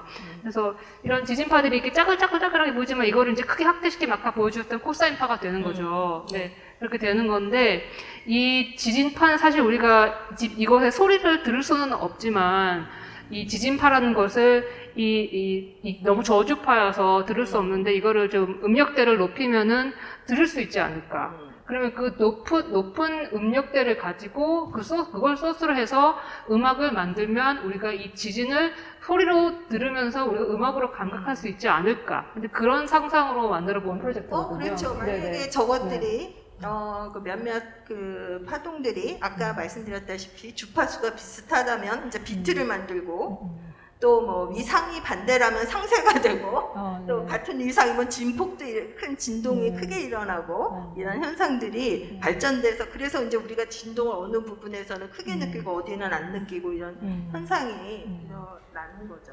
네. 그래서 이렇게 파동을 이렇게 그냥 제가 약간 퉁치고 지진파와 음파를 이렇게 툭 쳐가지고 이렇게 비슷하게 이렇게 감각하는 것이 어떻게 생각이 드시는지? 그게 조금 약간 저는 물리적인 입장에서는 조금은 약간 그렇게 갖다 붙이는 게 조금 이상하다고 생각을 했어요. 그래서 제가 이해가 안 돼. 뭘 어쩌자는 거지? 막 약간 뭔가 다른 원인이 있나? 그리고 혹시 그 전에 지질학 하시는 분이 그것에 대해서 뭔가가 뭐 연구가 있나? 이런 차원에서 저는 왔거든요. 왜냐하면 아까 말씀드렸다시피 음파는 뭔가 종파라는 것에 있어서 뭐 같은 그러니까 지진파에서는 종파도 있고 횡파도 있으니까 뭐 그런 차원에서 연관이 있을 수 있고 또 거기서 지진파에서 발생한 여러 가지 굉음 이런 게 있잖아요. 근데 우리가 이제 지진을 느끼는 게 우리가 이렇게 제 진동으로 느끼는 것도 있지만 그거를 이제 소리로도 그 진동에 의해서 발생되는 소리로도 이제 감각을 느끼니까 이제 그걸로 한번 표현하고 싶다. 뭐 그것도 근데 그래서 제가 한번 찾아봤거든요. 그래서 근데 사실 그게 지진파인지 그냥 전자음인지 솔직히 저는 구분이 어렵더라고요. 솔직히. 그러니까 몇몇 사람들이 지진파를 이렇게 전자음으로 한 거다 이래갖고는 인터넷에 올려놓은 것들이 있는데 과연 이게 지진파 정말 지진파야? 약간 이제 이거는 좀 이해해 주세요. 왜냐면 물리하는 사람들은요 모든 걸 순수하게 그냥 그대로 안 받아들여요. 우리가 훈련받은 특성입니다. 네. 그냥 진짜 어떻게 알아? 이런 생각이 들더라고요. 네. 근데 모든 것은 다양한 시각에서 각자 자기가 느끼고 생각하는 대로 추구할 다양성의 자유가 있고요. 시도를 해보는 거지 꼭 이것만 되고 이건 안 된다 이런 정형화된 건 없는 것 같아요. 특히 예술에 있어서는 훨씬 다양한 방법으로 자유롭게 추구하는데 의미가 있다고 생각을 합니다. 네. 근데 이상하게 생각하셨다는 전 그 부분이 재밌거든요. 이게 좀 이해가 안 된다 하시는 그런 지점들이 네. 예, 오히려 저는 더 흥미롭거든요. 물리학자 입장에서. 네. 그러니까 아까 지진파와 음파를 이렇게 퉁친다는 것이 예, 왜 이렇게 그게 좀 이상하게 이렇게 느껴지는지 그 부분은 조금 더 설명해 줄 수 있을까요? 네. 저는 그거를 어떤 차원에서 같이 대등하게 놓고 얘기를 해야 되는지, 네, 그게 조금 좀 이해가 안 됐어요. 네, 지진파는, 그러니까 다양한 파의 그냥 하나인데, 그러니까 음파도 이렇게 다양한 파동들의 중에 하나고, 그러니까 그 영역별 다른 건데, 왜 뚝 띄어서 이 두 개를 이렇게 두 개만 연관을 짓는지.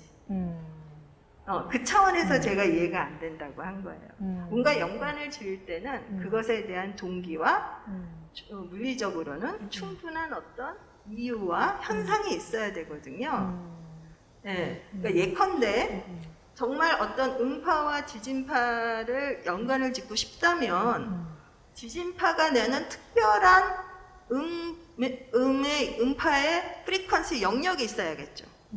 아니면 양상이 있거나 비트가 있거나 양상이 있거나 특별한 엔벨로프가 있거나 영역대가 있거나 프리퀀시도 몇 배 있다거나 이런 게 있다면 모르겠는데 그렇지 않고 그냥 내는 아무 소리나 예컨대 제가 여기를 여러 번 왔다 갔다 하면서 녹음해서 이게 지진 흔들려 바이브레이션 일으키고 이게 지진파야 하는 거랑 그냥 일반적으로 땅에 왜냐면 제가 이렇게 걸으면서 바이브레이션 일으킬 수 있지 않습니까? 그거하고 지진파로 어떻게 구분할 수 있겠습니까? 녹음을 했을 때.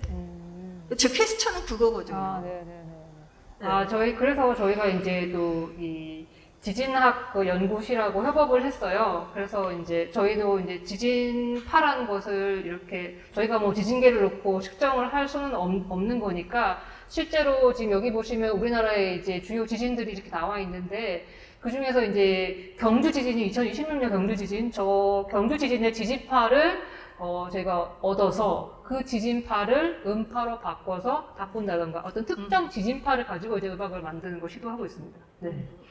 그러니까 좀 제 생각엔 그렇거든요. 뭔가 강도라든가 어떤 뭐 그렇다면 뭔가 특이한 양상이 있거나 그러니까 이제 그렇기 때문에 그 지진파가 그러니까 특히 그 S파보다 P파가 빨리 전달되니까 멀리 그 진원에서 왜 이렇게 이렇게 도달한 그 성분을 분석을 해서 뭔가 거기서 발생되는 프리퀀시라든가 뭔가 그거를 받고 음악으로 똑같은 이제 그 P파니까 종파니까 그걸 갖고 뭔가 그 음악으로 해서 뭔가 분석해보고 뭐 이런 작업은 재밌을 것 같다 하는데 그냥 다짜고짜 저는 그냥 음파하고 다 이렇게 하나 뭐 이렇게 생각을 했기 때문에 그게 좀 너무 다짜고짜 같다 이런 생각을 했고 그냥 아무 의미나 해놓고 이게 지진파다 이러는 건지 뭔가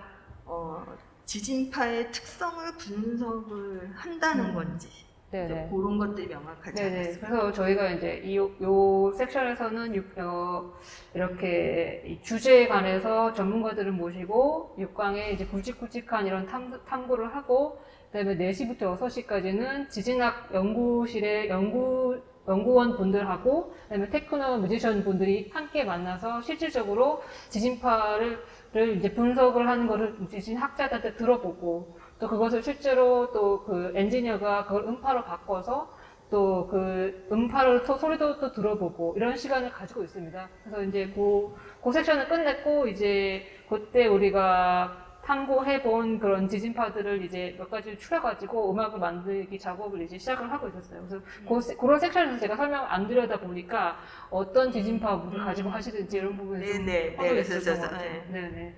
그러면 궁금해요. 네. 그렇습니다. 혹시 그러면 이제 좀 여러분 질문 있으시면 질의응답 시간을 가져보도록 하겠습니다. 그 질문 있으신 분 손 들어주시면 마이크를 드릴게요. 네.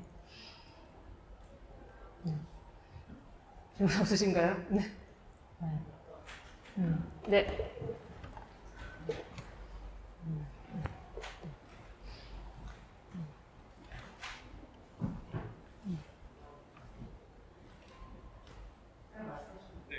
그냥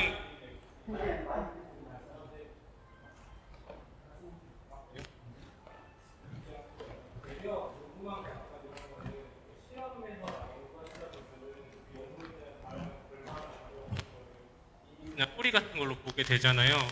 되려 그런 걸 이게 논리적이진 않더라도 이렇게 내가 본 자료에서 뭔가 귀엽다거나 아니면 좀 재밌다던가 이렇게 흥미를 느끼는 부분도 있으실 것 같지 않나요? 뭐 당연히 있죠. 이제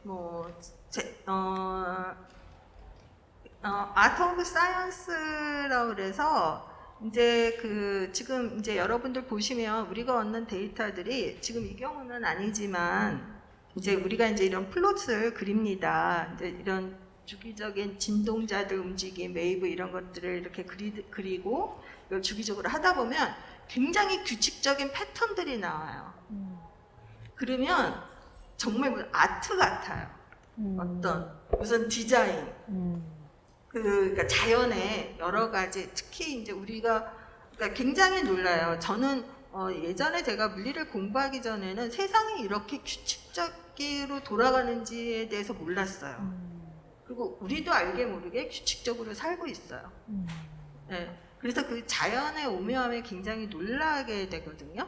근데 그런 것들을 우리가 이제 이렇게 시각적으로, 특히 요즘은 여러 가지 기술이 발견해도 우리가 이미지화해서 많이 형상화해서 보여주거든요. 그런 것들을 논문에 내고 하는데, 이제 그런 것들을 이런 거 디자인해서 우리가 프린트 해갖고는 머플러를 해서 써도 이쁘겠다 해서 그런 거 전시해서 하기도 합니다. 학회 이런 데서. 네.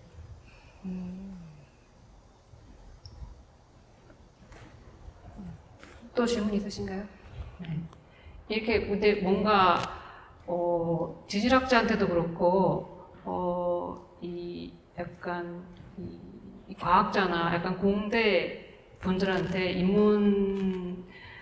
인문계 분들이 하시는 질문 중에 대표적으로 하시는 약간 그런 질문들이 약간 이런 거 보고 사랑하는 혹은 귀여워하는 뭐 이런 질문을 많이 하거든요. 그러니까 가장 사랑하는 돌이 뭐냐, 가장 귀여워하는 돌이 뭐냐면 약간 지질학자들은 약간 대답을 못 하시더라고요. 선생님은 그래도 이걸 보시고 귀엽다, 뭐 아름답다 이런 걸 좀 느끼시는 분이신 것 같네요. 그러니까 계속 하겠죠? 질리지 않고. 그러니까 이제 이렇게 계속 할 수 있는 성향은 이제 여러분들은 어떨지 모르지만 저는 어렸을 때부터 똑같은 거 반복하는 걸 제일 싫어했어요. 제일 싫은 게 같은 거 반복하는 거예요. 저도 못해요, 반복을. 네. 근데 그 물리가 희한하더라고요. 반복하는 것 같은데 다양해요. 그 다양을 감당을 못 하겠어요. 그 다양성을. 그래서 허덕이면서 하고 있어요. 항상 새로운 것들이 나오고, 그래서 저 재밌게 하고 있습니다. 네. 그런 지점에서 약간 아트랑 비슷한 것 같기도 하네요. 과학이 아트랑 비슷해요. 과학이 아름답습니다. 어떤 지점에서 과학이 아트랑 비슷하게 생각하시는지. 규칙성이 있습니다. 규칙성에서 발견하는 아름다움이 있는데요. 여러분, 이 커브 아름답지 않습니까? 뭐가 아름답다고요? 이 커브, 코사인 커브 아름답지 않습니까? 그리고 우리가 여기 변동을 주면요, 아까 여러분, 이거 아닌데 아까 저기 비트 그 프리퀀시 보였죠? 하다가 이렇게 받아 움직이고 그 계속 보세요. 한참 보다 보면 그 아름다움 느끼실 거예요. 근데 그런 것들이 다른 게 아니라 우리 주변 자연에서의 움직임에서 얻은 것들의 그런 움직임이에요. 그 다음에 그런 소리들 있잖아요. 그 옛날에 보이저 이후에서 그 행성들 어디지? 그게 천왕성인가 그 근처 지나가면서 이렇게 그 녹음한 소리 이런 거 보내주고 그랬는데 저는 되게 아름답게 느꼈거든요. 그런 거. 사실 아름답습니다. 이 그 과학이요. 어떤 분이 아름답지 않다고 그러면 수학하시는 분도 그러면 수학은 뷰티풀하다고 얘기합니다. 그 규칙성과 그 해석해서 멋들어지게 딱 풀었을 때, 근데 저희도 우리가 특히 저희 같은 경우는 양자역학 이론은 1920년대, 30년대 그때 막 이론이 발전했고요. 근데 실험은 그때는 기술이 못 쫓아가서 실험이 발전하지 못했어요. 근데 이제 물리가 기술하고 이제 결혼을 했습니다. 그래서 1990년도부터 실험 물리가 막 기라성같이 발전했어요. 그래서 어텀 하나를 사진으로 찍을 수가 있고 어텀 하나를 집어서 여기에 옮길 수가 있고 이런 기술에까지 우리가 왔어요. 그 다음에 시간은 10의 마이너스 12승까지 우리가 측정할 수 있는 그런 기술까지 왔습니다. 그러니까 인간이 얼마나 대단합니까? 그러니까 제가 말씀드리는 거예요. 모든 게 시간 문제지 지금에서 우리가 이거는 가능해 불가능해 이건 무의미하다는 거예요. 우리가 맘먹으면 다 할 수 있어요. 그거는 모든 프로젝트 마찬가지예요. 지금 어려운 건 지금 찰나의 문제지 잘 공을 들여서 생각을 하고 노력을 하면 다 할 수 있는 거예요. 근데 사실 그 느끼는 희열과 아름다움이 없다면 그 데이터를 보고 근데 원하는 데이터 이거 삐죽한 거 보니 이거야 이거 이 노이즈 같은 거 보고 막 그런 게 없다면 다들 대학원생들이랑 화면 보고 저거 나오니 안 나오니 막 들여다보고 있습니다. 우린 이걸 보고 아름다움을 느낍니다. 안 작가님은 그런 음악 비트에서 아름답다만 하는데 저희도 그런 것에서 아름다움을 느낍니다만은 저희는 이런 어떤 자연에서의 어떤 우리가 그런 알고 있는 규칙성, 법칙을 우리가 예상하고 그걸 이용해서 우리가 실험적으로 우린 이렇게 생각한다 하고 증명해 보이고 그게 맞음을 우리가 확인해 보였을 때 거기서 우리는 굉장히 느끼는 보람과 희열이 크죠. 네. 뭔가 다 할 수 있다는 게 저는 약간 외람되지만 인간은 오만함 같이 느껴지기도 하는데 선생님도 그렇게 생각하신다니까 서로 생각이 다를 수도 있다는 생각이 들기도 하고요. 또 질문 있으신가요? 네. 질문 없으십니까? 네. 질문 없으시군요. 네, 저는 아까 들었을 때 조금 재밌었던 부분이 인간이 약간 되게 작다면 우리도 파동이 돼가지고 벽을 통과할 수 있다. 근데 이제 그게 무게가 10의 마이너스 20승에 빛의 60% 정도의 속도면 가능하다. 이걸 어떻게 측정해야 되는지 저는 궁금하거든요. 그거를 이론적으로 증명해 보이신 분이 1940년도에 드브로이란 분이 계십니다. 제가 한 게 아니고요. 그거는 드브로이란 분이 물질파라는 이론으로 드브로이의 물질파로 양자역학이 발전한 그 끝물에 그러니까 빛의 입자성과 파독성 그러니까 빛이 입자가 파동으로 되느냐 그럼 아니면 파동은 입자가 안 되느냐 이런 이제 그 상호 전환되는 그 개념에 있어서 그분이 그런 말씀을 하셨어요. 그러니까 그러면 어떤 특정한 물질만 그러니까 빛만 그러니까 사실 이 빛이 전자기파라는 것을 이해하는 것이 우리가 그 현대 과학으로 넘어오는데 굉장히 큰 전환점이 됩니다. 굉장히 중요해요. 전자기파가 무엇이냐 이걸 이해하는데요. 그리고 어떻게 전파되느냐, 본질이 뭐냐, 속도가 무엇이냐 네, 여기에 이제 기라성 같은 물리학자들이 많이 이제 기여를 해서 이론적으로 그다음에 설파를 하고 실험적으로 증명을 해 보이죠. 그러면서 우리가 이제 오늘날 과학 육면 기술에 도달을 한 건데요. 이제 그 여전히 이 그 우리 분야는 어떤 사람이 예컨대 뭐 나는 A가 맞다고 생각한다 할 때 다들 박수 치면서 그래 A야 이런 거 없습니다. 끝까지 B도 맞을 것 같은데 C는 왜 안 돼? 의견 통일이 안 돼요. 네, 그런 각축전이 있습니다. 그래서 그 양자역학은 태동과 함께 굉장한 챌린지를 받았습니다. 그래서 사기꾼들이다. 심지어는 이런 말을 기라성 같은 다른 물리학자들한테도 받고 하여튼 받아서 왜냐하면 증명이 안 됐으니까요 그 당시. 근데 증명이 이제 오늘날 되어오고 있고 그걸 활용해서 우리가 현대 기술로서 활용하고 산업 기술로 활용하고 있는 단계에 이른 거죠. 맞는다는 걸 보여주고 있고요. 그러니까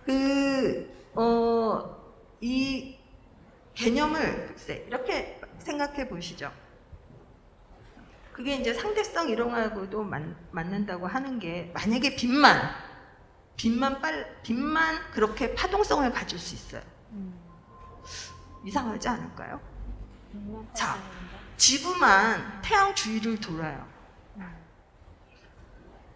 근데 지금 어떻게 보면 우리가 원자의 구조를 다 학교에서 배워서 당연히 아니까 들놀라지만 만약에 여러분이 몰랐어요. 근데 여러분이 사용하는 모든 물질의 구조를 다 들여다보니까 우리가 만약에 이 그 지동설을 몰랐다면 우리가 사용하는 모든 물질을 우리가 눈이 엄청 져서 들여다보니까 이 안에 모든 것들이 다 그렇게 뱅글뱅글 돌고 있어요.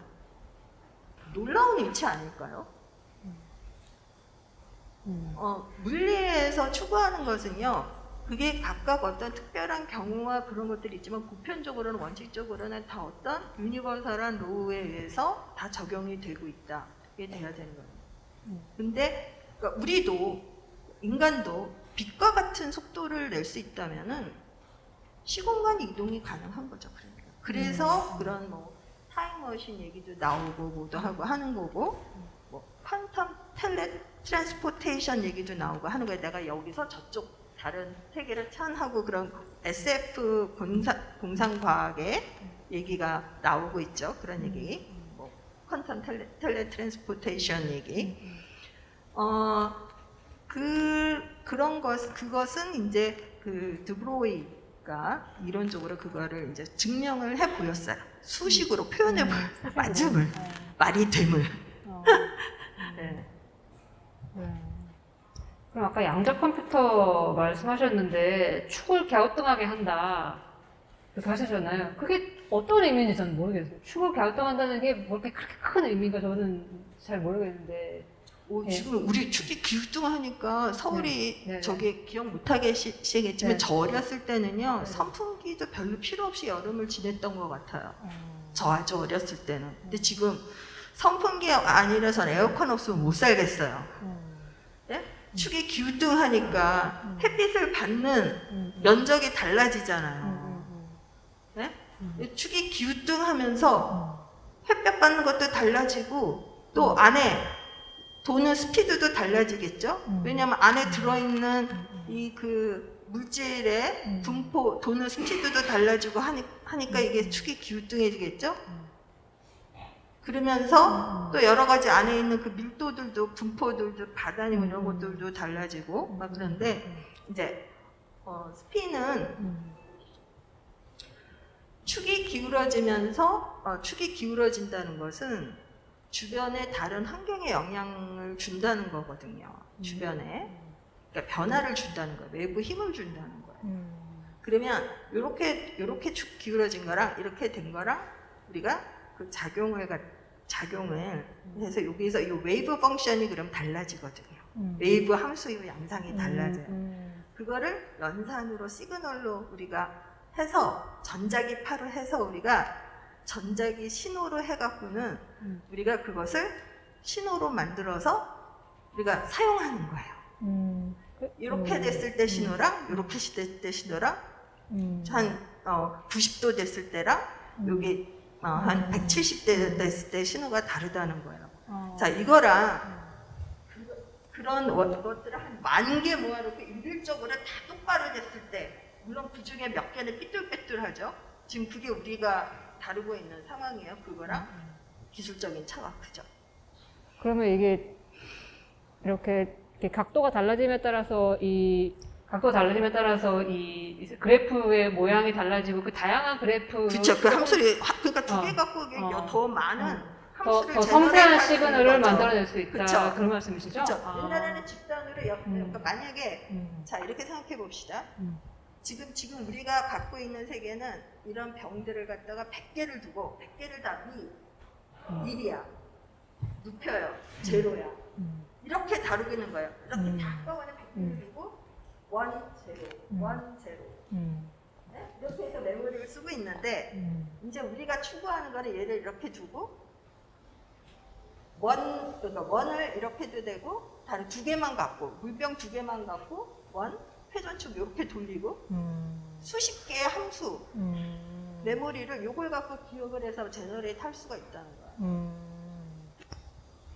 그렇게 하면은 뭐 훨씬 뭐 다양한 예를 들어서 뭐 4D라든지 좀 더 빠른, 좀 더 빠르고 다양한 많은 그 계산을 할 수가 있다는 거죠. 그렇군요. 그래서 양자 컴퓨터가 필요한 거군요. 그렇대요. 그렇군요. 그러면 네. 안 작가님의 암호를 다 알아낼 수가 있대요. 뭘 알아낸다고요? 암호. 암호요? 네, 무슨 뱅크 암호요? 암호. 뱅크 암호. 네. 이미 갖고 있는지도 몰라요. 네. 네. 알아도 뭐 돈이 별로 없어서. 네. 네, 알겠습니다. 네. 혹시 또 다른 질문 없으신가요? 시간이 어떻게 되나? 시간이 벌써 50분이네요. 예, 그럼 이제 좀 맞춰야 될 시간입니다. 선생님, 뭐 마지막으로 하실 말씀 있으신가요? 네. 짧게. 오늘 이런 자리 마련해 주셔서 여기 기획하신 분들과 또 안 작가님 초청해 주셔서 매우 감사드리고요. 그다음에 제 강연 들으신 여러분들 지루하셨을 텐데 매우 감사드립니다. 그리고 한 가지 부탁드리고 싶은 것은 물리에 많이 관심 가져주시고요. 그다음에 과학에 대해서 많은 관심과 사랑하는 마음 또 응원 지원 부탁드립니다. 예, 그렇다고 합니다. 예, 오늘 와주신 여러분 감사드립니다. 오늘 여기까지 하겠습니다. 네.